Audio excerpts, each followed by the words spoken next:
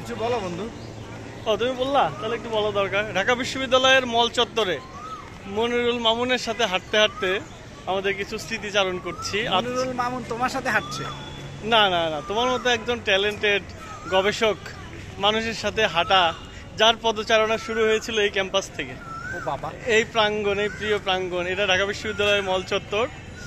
এর আগে একদিন এরকম ছিল না, এখন কংক্রিটের হয়ে গেছে। আগে কিন্তু এখানে খুব সবুজ, চারপাশে নিশ্চয়ই সৌন্দর্য বর্ধনের কাজ চলছে।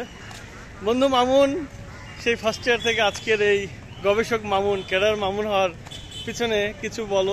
পিছনে কিছু দরকার না, এখানকার স্মৃতি বলো, কেমন লাগতেছে?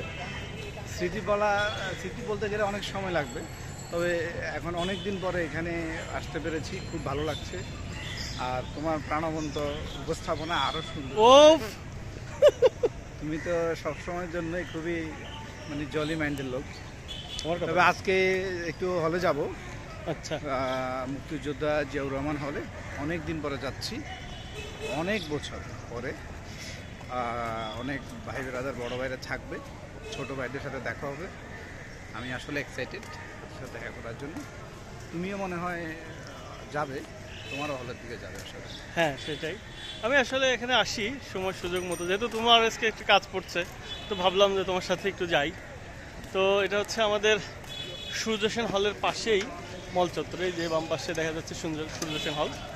তো আমরা মোটামুটি একটা জীবনের প্রায় 7-8 বছর বা 6 বছরের মতো এখানে কাটিয়েছি, 2005-6 থেকে 11-13 পর্যন্ত। তো আজকে দেখা যাক।